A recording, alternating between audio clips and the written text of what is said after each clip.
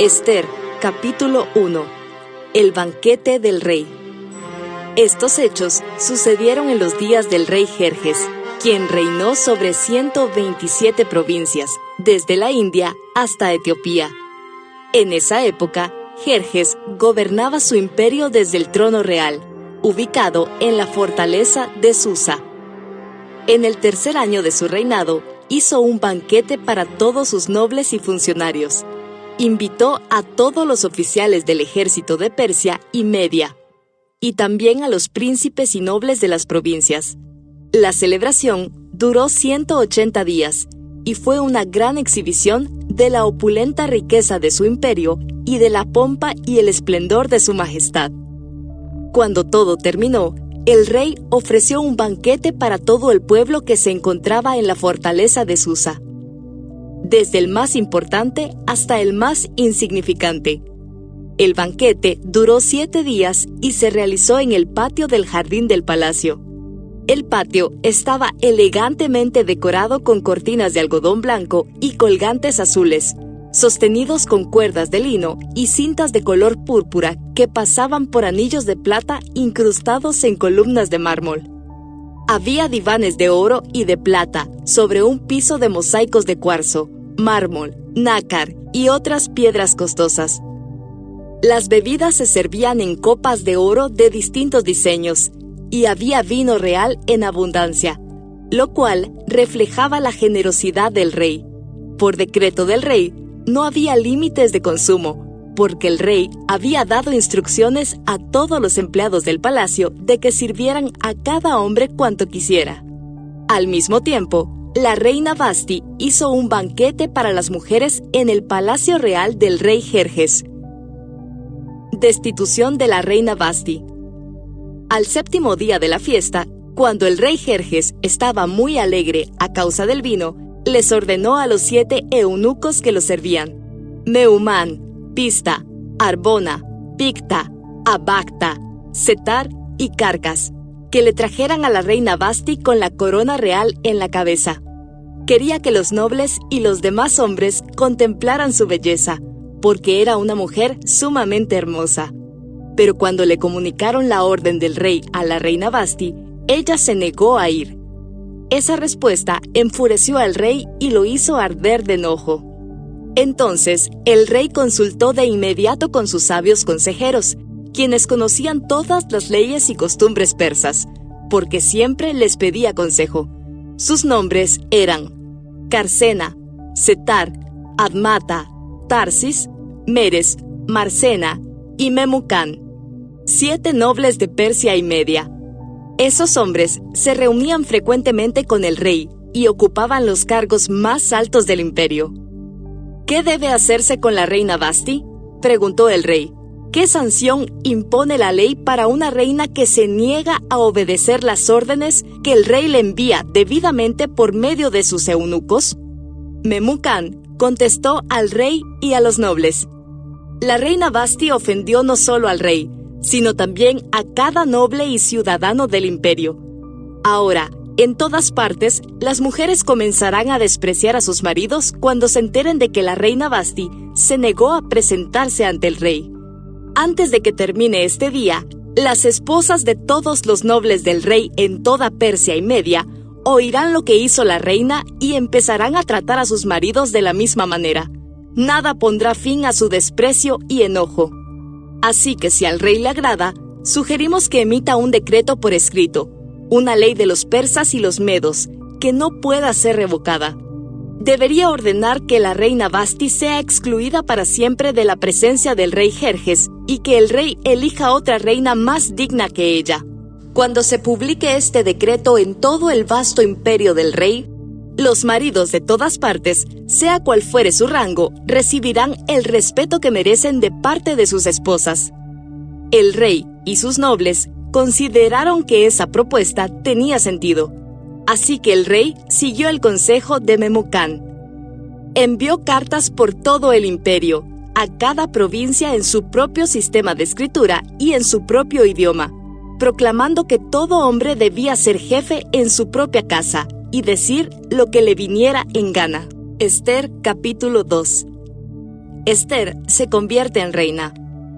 Una vez que se le pasó el enojo, Jerjes comenzó a pensar en Vasti y en lo que ella había hecho, y también en el decreto que él había firmado. Así que sus asistentes personales sugirieron lo siguiente: busquemos en todo el imperio jóvenes hermosas y vírgenes para el rey. Que el rey nombre delegados en cada provincia para que reúnan a esas hermosas jóvenes en el harem real en la fortaleza de Susa. Hegai, el eunuco del rey a cargo del harem, se ocupará de que todas ellas reciban tratamientos de belleza. Después, la joven que más agrade al rey será reina en lugar de Vasti. Al rey le pareció muy bueno ese consejo, así que decidió ponerlo en práctica. Por esos días, en la fortaleza de Susa, había un judío llamado Mardoqueo, hijo de Jair. Pertenecía a la tribu de Benjamín y era descendiente de Cis y Simei. Su familia había estado entre los que, junto con Joaquín, rey de Judá, fueron desterrados de Jerusalén y llevados a Babilonia por el rey Nabucodonosor. Mardoqueo tenía una prima joven muy hermosa y atractiva que se llamaba Adasa, a la cual también le decían Esther. Cuando el padre y la madre de ella murieron, Mardoqueo la adoptó, la integró a su familia y la crió como su propia hija. Como resultado del decreto del rey, Esther, junto con muchas otras jóvenes, fue llevada al harem del rey en la fortaleza de Susa y entregada al cuidado de Hegai. Hegai quedó muy impresionado con Esther y la trató con mucha amabilidad.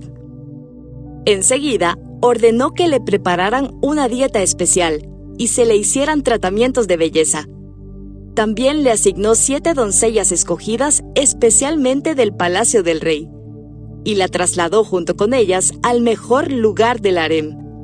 Esther no le había revelado a nadie su nacionalidad, ni su trasfondo familiar, porque Mardoqueo le había ordenado que no lo hiciera. Todos los días, Mardoqueo daba un paseo cerca del patio del harem para averiguar cómo estaba Esther y qué le sucedía. Antes de ser llevada a la cama del rey, a cada joven se le hacían obligatoriamente tratamientos de belleza durante 12 meses. Los primeros 6 meses con aceite de mirra, y los siguientes con perfumes y ungüentos especiales. Cuando llegaba el momento para presentarse en el palacio del rey, se le permitía elegir la ropa y las joyas que quisiera llevarse del harem. Esa noche la llevaban a las habitaciones privadas del rey, y a la mañana siguiente la pasaban a un segundo harem, donde vivían las esposas del rey. Allí quedaba al cuidado de Saasgaz, el eunuco del rey que se ocupaba de las concubinas. Jamás volvía a la presencia del rey, a menos que a él le hubiera agradado de manera especial y la mandara a llamar por su nombre. Esther era hija de Abihail, tío de Mardoqueo. Mardoqueo había adoptado como hija a su prima menor Esther.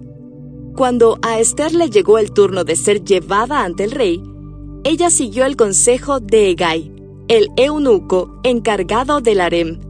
No pidió nada aparte de lo que él le sugirió, y todos los que la veían la admiraban.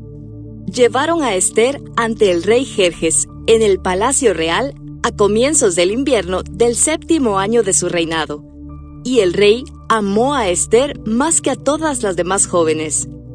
Estaba tan encantado con ella que le puso la corona real sobre la cabeza y la declaró reina en lugar de Vasti. Para celebrar la ocasión, ofreció un gran banquete en honor de Esther a todos sus nobles y funcionarios. Decretó día de fiesta para las provincias y entregó generosos regalos a todos. Aún después de que todas las jóvenes fueron trasladadas al segundo harem y Mardoqueo fue designado oficial del palacio, Esther siguió manteniendo en secreto su trasfondo familiar y su nacionalidad. Todavía seguía los consejos de Mardoqueo, tal como cuando vivía en su casa. La lealtad de Mardoqueo hacia el rey. Cierto día, mientras Mardoqueo estaba de guardia en la puerta del rey, 2 de los eunucos del rey, Bigtana y Teres, guardias que custodiaban la entrada a las habitaciones privadas del rey, se enojaron con el rey Jerjes y conspiraron para asesinarlo. Pero Mardoqueo se enteró del complot y le pasó la información a la reina Ester. Entonces, ella se lo contó al rey y le dio el crédito a Mardoqueo por la noticia. Cuando se hizo la investigación y se confirmó que lo que decía Mardoqueo era cierto, los dos hombres fueron atravesados con un poste afilado. Todo el suceso quedó registrado en el libro de la historia del reinado del rey Jerjes. Ester, capítulo 3. El complot de Amán contra los judíos. Tiempo después, el rey Jerjes ascendió a Amán, hijo de Amedata, el agageo. Lo puso por encima de todos los demás nobles y lo convirtió en el funcionario más poderoso del imperio. Todos los funcionarios del rey se inclinaban ante Amán en señal de respeto cada vez que él pasaba, porque el rey lo había ordenado. Pero Mardoqueo se negó a inclinarse ante él o a rendirle homenaje. Entonces, los funcionarios del palacio que estaban a la puerta del rey le preguntaron a Mardoqueo: ¿por qué desobedeces la orden del rey? Todos los días le hablaban de lo mismo, pero aún así, él se negaba a cumplir la orden. Entonces, le informaron a Amán para saber si él toleraría la conducta de Mardoqueo, ya que Mardoqueo les había dicho que era judío. Cuando Amán vio que Mardoqueo no se inclinaba ante él ni le rendía homenaje, se llenó de furia. Como se había enterado de la nacionalidad de Mardoqueo, decidió que no bastaba con matar solamente a él. Entonces, buscó la forma de destruir a todos los judíos a lo largo y ancho del imperio de Jerjes. Así que, en el mes de abril, durante el año 12 del reinado de Jerjes, echaron el plan a suertes en presencia de Amán. Las suertes se llamaban Purim, a fin de determinar cuál era el mejor día y mes para llevar a cabo el plan. Se escogió el día 7 de marzo, casi un año después.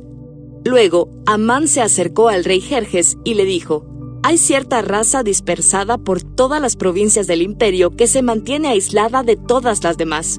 Tienen leyes diferentes de los demás pueblos y se niegan a obedecer las leyes del rey. Por lo tanto, no conviene a los intereses del rey que ese pueblo siga con vida. Si al rey le agrada, emita un decreto para destruirlos, y yo donaré 10,000 bolsas grandes de plata a los administradores del imperio para que los depositen en la tesorería del reino. El rey estuvo de acuerdo, y para confirmar su decisión, se quitó del dedo el anillo con su sello oficial y se lo entregó a Amán, hijo de Amedata, el agageo, el enemigo de los judíos. El rey dijo: tanto el dinero como el pueblo son tuyos para que hagas con ellos lo que mejor te parezca. Así que, el 17 de abril, citaron a los secretarios del rey y se escribió un decreto tal como lo dictó Amán. Lo enviaron a los funcionarios del rey de más alta posición, a los gobernadores y a los nobles de cada provincia en sus propios sistemas de escritura y en sus propios idiomas. El decreto se redactó en nombre del rey Jerjes y fue sellado con el anillo del rey. Se enviaron comunicados a todas las provincias del imperio mediante mensajeros veloces, con orden de matar, masacrar y aniquilar a todos los judíos, jóvenes y ancianos, incluso las mujeres y los niños, en un solo día. El plan estaba programado para el 7 de marzo del año siguiente.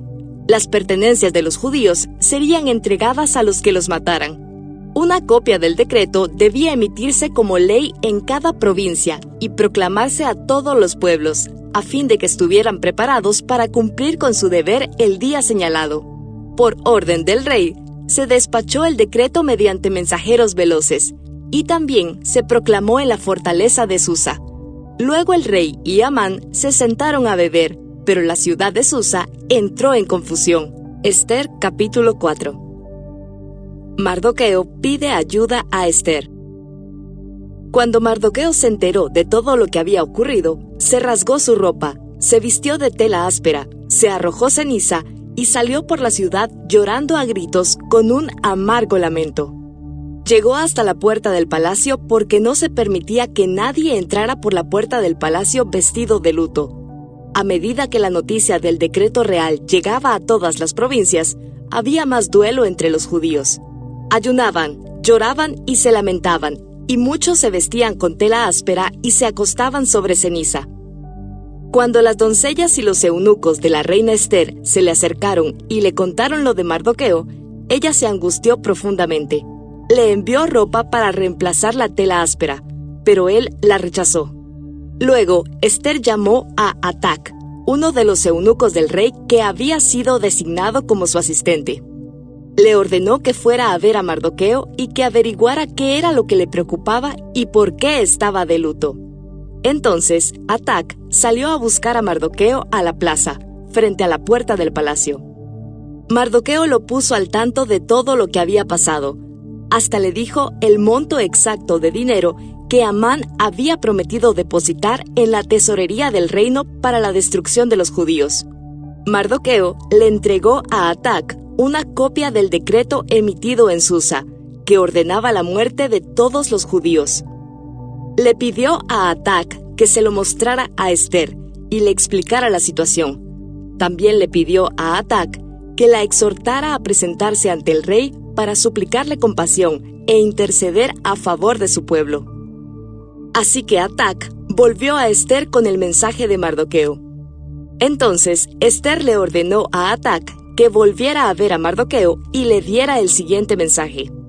Todos los funcionarios del rey, e incluso la gente de las provincias, saben que cualquiera que se presenta ante el rey en el patio interior sin haber sido invitado está condenado a morir, a menos que el rey le extienda su cetro de oro. Y el rey no me ha llamado a su presencia en los últimos 30 días. Así que Hatac le dio el mensaje de Ester a Mardoqueo. Mardoqueo le envió la siguiente respuesta a Ester.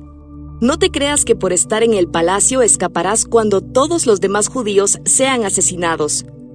Si te quedas callada en un momento como este, el alivio y la liberación para los judíos surgirán de algún otro lado, pero tú y tus parientes morirán. ¿Quién sabe si no llegaste a ser reina precisamente para un momento como este? Entonces, Ester envió la siguiente respuesta a Mardoqueo. Ve y reúne a todos los judíos que están en Susa, y hagan ayuno por mí. No coman ni beban durante 3 días, ni de noche ni de día. Mis doncellas y yo haremos lo mismo. Entonces, aunque es contra la ley, entraré a ver al rey. Si tengo que morir, moriré. Así que Mardoqueo se puso en marcha e hizo todo tal como Ester le había ordenado. Ester capítulo 5. La petición de Ester al rey. Al tercer día de ayuno, Ester se puso las vestiduras reales y entró en el patio interior del palacio, que daba justo frente a la sala del rey. El rey estaba sentado en su trono real, mirando hacia la entrada. Cuando vio a la reina Ester de pie en el patio interior, ella logró el favor del rey, y él le extendió el cetro de oro. Entonces, Ester se acercó y tocó la punta del cetro. Entonces, el rey le preguntó, ¿qué deseas, reina Ester? ¿Cuál es tu petición? Te la daré, aun si fuera la mitad del reino. Y Ester contestó, si al rey le agrada, venga el rey con Amán hoy al banquete que preparé para el rey.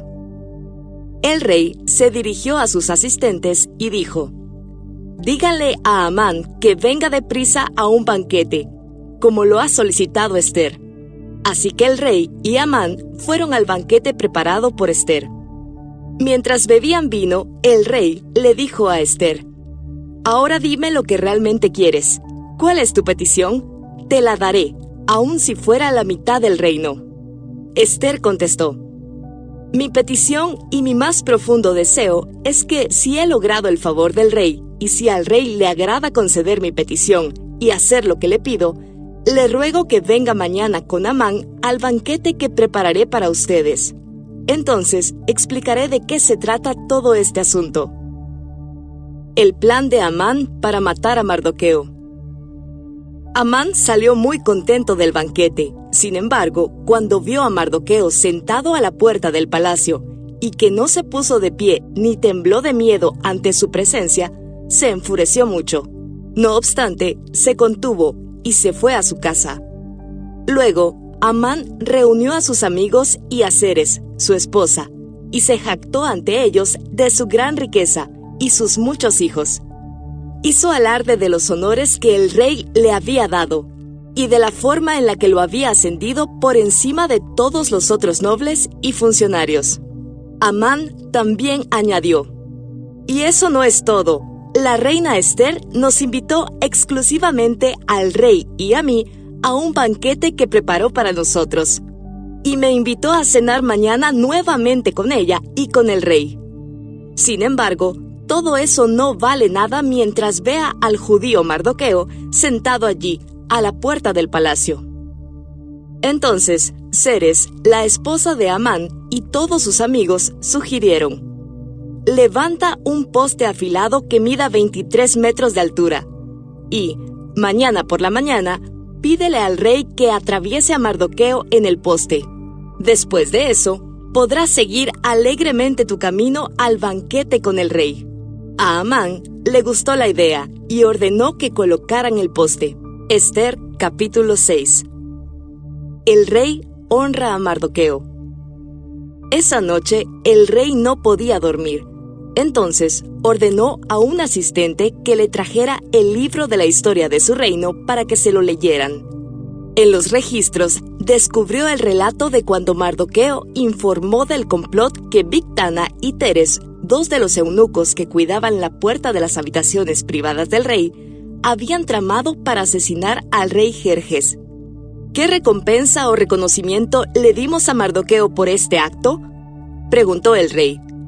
Sus asistentes contestaron: «Nunca se ha hecho nada». «¿Quién está en el patio exterior?», preguntó el rey. Resulta que Amán acababa de llegar al patio exterior del palacio para pedirle al rey que atravesara a Mardoqueo en el poste que había preparado. Entonces, los asistentes contestaron al rey: «Es Amán el que está en el patio». «Háganlo pasar», ordenó el rey. Entonces, Amán entró y el rey dijo: «¿Qué debo hacer para honrar a un hombre que verdaderamente me agrada?». Amán pensó para sí: ¿a quién querría honrar el rey más que a mí? Así que contestó: «Si el rey desea honrar a alguien, debería sacar uno de los mantos reales que haya usado el rey, y también un caballo que el propio rey haya montado, uno que tenga un emblema real en la frente. Que el manto y el caballo sean entregados a uno de los funcionarios más nobles del rey, y que esta persona se asegure de que vistan con el manto real al hombre a quien el rey quiere honrar, y lo pasen por la plaza de la ciudad en el caballo del rey. Durante el paseo, que el funcionario anuncie a viva voz: esto es lo que el rey hace a quien él quiere honrar». «Perfecto», le dijo el rey a Amán. «Rápido, lleva mi manto y mi caballo, y haz todo lo que has dicho con Mardoqueo, el judío que se sienta a la puerta del palacio. No pierdas ni un detalle de lo que has sugerido».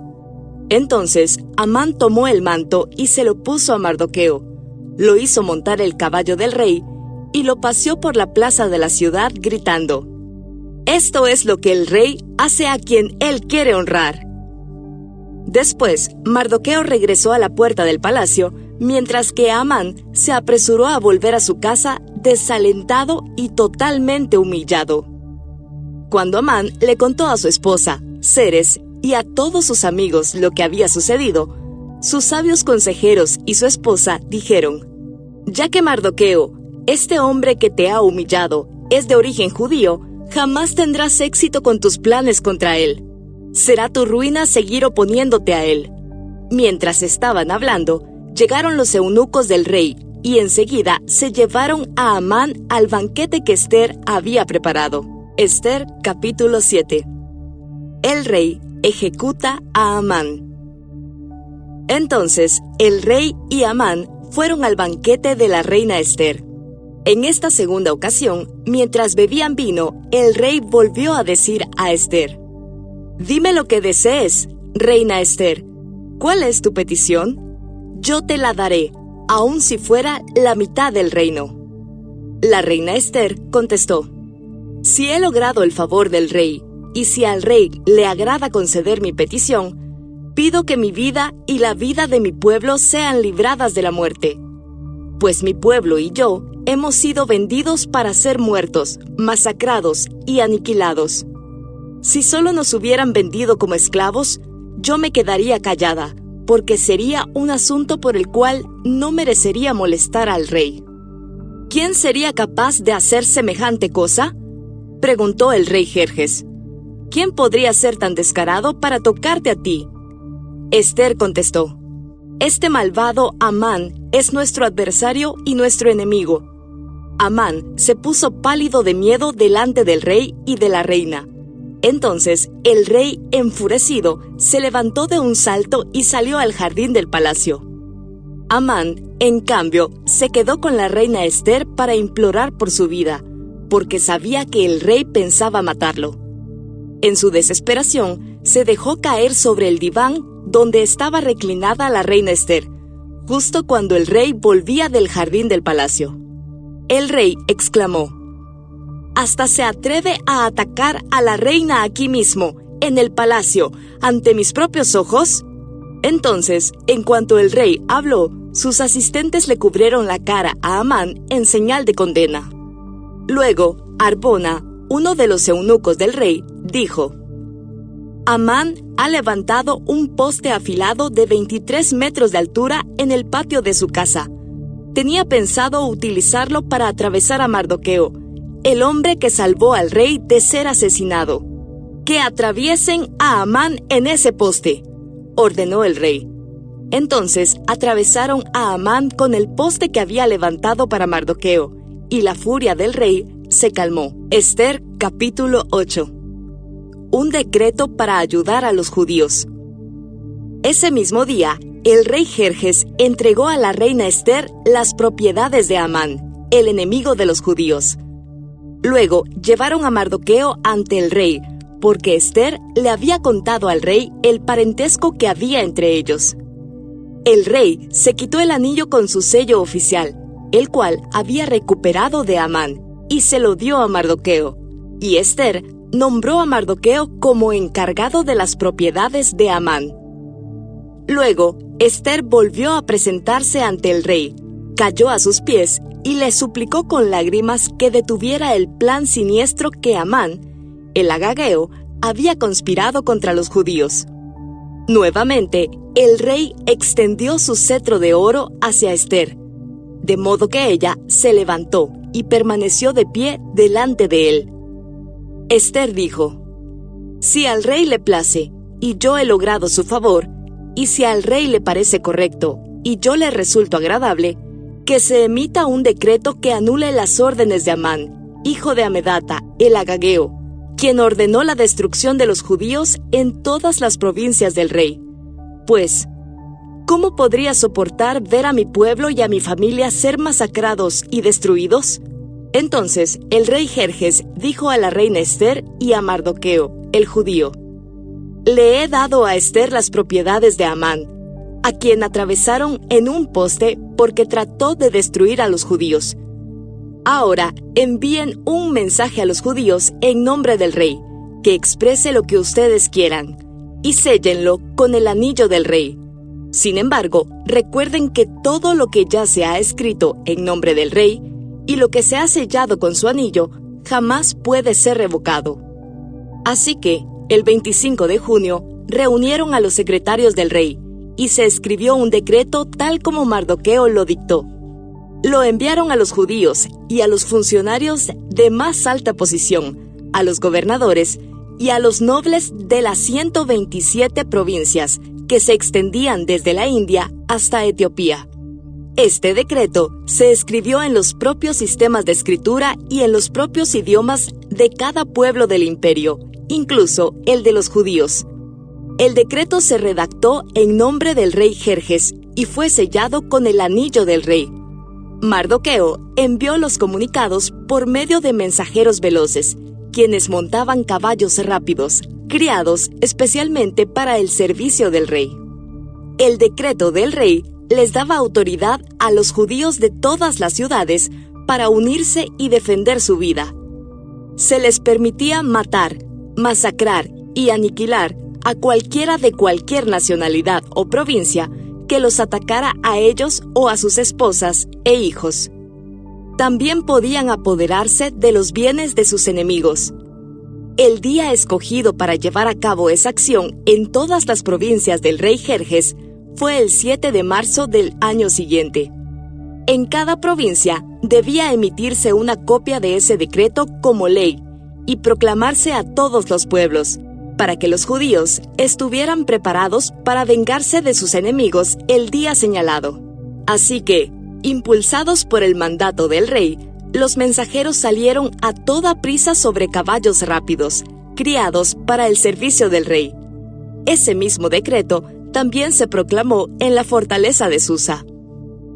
Luego, Mardoqueo salió de la presencia del rey, vestido con el manto real, azul y blanco, con una gran corona de oro y con una capa de púrpura y lino de la más alta calidad. La gente de Susa también celebró el nuevo decreto y los judíos se llenaron de gozo y alegría y recibieron honra en todas partes. En cada provincia y ciudad, en cada lugar donde llegaba el decreto del rey, los judíos se alegraban mucho, festejaban a lo grande y declararon día feriado y de celebración. También, muchas personas del territorio se hicieron judíos, por temor a lo que pudieran hacerles los judíos. Esther capítulo 9. La victoria de los judíos. Así que, el 7 de marzo, los 2 decretos del rey entraron en vigencia. Ese día, los enemigos de los judíos tenían la esperanza de dominarlos, pero ocurrió todo lo contrario. Fueron los judíos quienes dominaron a sus enemigos. Los judíos se reunieron en sus ciudades, en todas las provincias del rey, para atacar a todo el que intentara hacerles daño. Pero nadie pudo hacerles frente porque todos les tenían miedo. Además, todos los nobles de las provincias, los funcionarios de más alta posición, los gobernantes y los funcionarios reales ayudaron a los judíos por temor a Mardoqueo, pues a Mardoqueo lo habían ascendido a un alto cargo en el palacio del rey, y su fama se extendía por todas las provincias a medida que se hacía más y más poderoso.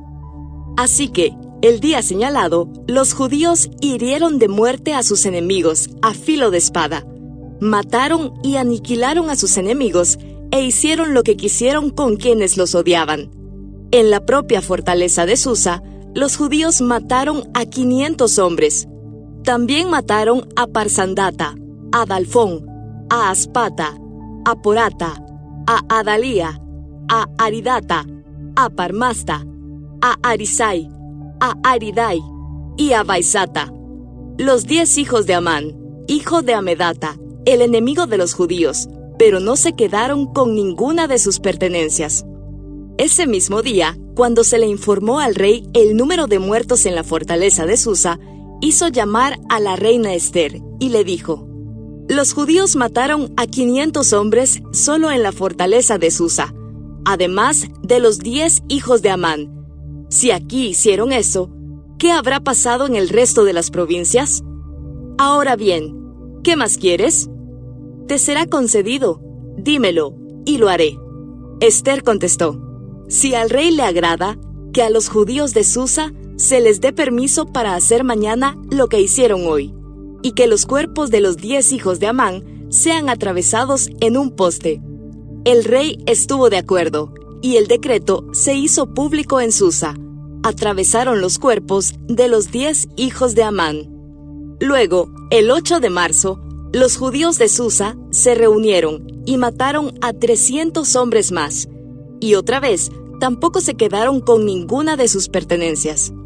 Mientras tanto, los demás judíos en todas las provincias del rey se reunieron para defender su vida. Quedaron aliviados de todos sus enemigos al matar a 75,000 de los que los odiaban, pero no se quedaron con ninguna de sus pertenencias. Eso ocurrió en todas las provincias el 7 de marzo, y el día 8 descansaron para celebrar su victoria con un día de fiesta y alegría. Los judíos de Susa mataron a sus enemigos el día 7 de marzo, continuaron el 8 y luego el día 9 descansaron, y lo designaron su día de fiesta y alegría. De manera que, hasta el día de hoy, los judíos del campo que viven en aldeas remotas celebran un día feriado anualmente, en el día señalado a fines del invierno, en el cual se alegran y se mandan regalos de comida unos a otros. El Festival de Purim. Mardoqueo registró esos acontecimientos y envió cartas a los judíos que vivían cerca y lejos, en todas las provincias del rey Jerjes, para motivarlos a celebrar cada año un festival durante esos días. Les dijo que debían celebrar esos días con alegría y festejos, obsequiándose porciones de comida unos a otros y haciendo regalos a los pobres. Ese festival conmemoraría el tiempo en que los judíos quedaron aliviados de sus enemigos, cuando su dolor se convirtió en alegría y su duelo en gozo. Así que los judíos aceptaron la propuesta de Mardoqueo y adoptaron esa costumbre anual. Amán, hijo de Amedata el Agageo, el enemigo de los judíos, había conspirado para aplastarlos y destruirlos en la fecha escogida al echar suertes. A las suertes se les llamaba Purim. Pero cuando Ester se presentó ante el rey, él emitió un decreto que causó que el plan siniestro de Amán se volviera en su contra, y tanto Amán como sus hijos fueron atravesados en un poste afilado. Por eso, la celebración se llama Purim, porque es la palabra que se empleaba antiguamente para la frase echar suertes. Por lo tanto, debido a la carta de Mardoqueo y a la experiencia que vivieron, los judíos de todo el reino se pusieron de acuerdo para iniciar esa tradición y pasarla a sus descendientes y a todos los que se hacían judíos. Declararon que jamás dejarían de celebrar cada año esos 2 días prescritos en la fecha señalada. Esos días se recordarían y se mantendrían de generación en generación, y serían celebrados por cada familia en todas las provincias y ciudades del imperio. El festival de Purim nunca dejaría de celebrarse entre los judíos, ni se extinguiría de entre sus descendientes el recuerdo de lo ocurrido. Luego, la reina Ester, hija de Abihail, junto con Mardoqueo, el judío, escribieron otra carta en la cual la plena autoridad de la reina respaldaba la carta de Mardoqueo para establecer el festival de Purim. Se enviaron cartas con deseos de paz y seguridad a los judíos de las 127 provincias del imperio de Jerjes. Esas cartas establecían la celebración anual del festival de Purim en las fechas señaladas, como lo habían decretado el judío Mardoqueo y la reina Ester. El pueblo decidió celebrar el festival de la misma manera que había decidido establecer el tiempo de ayuno y luto para sí y sus descendientes.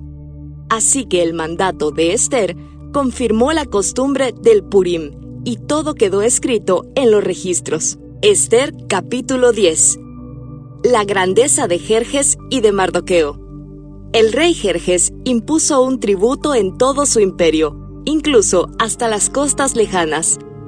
Sus grandes logros y el relato completo de la grandeza de Mardoqueo, a quien el rey había ascendido, están registrados en el libro de la historia de los reyes de Media y Persia.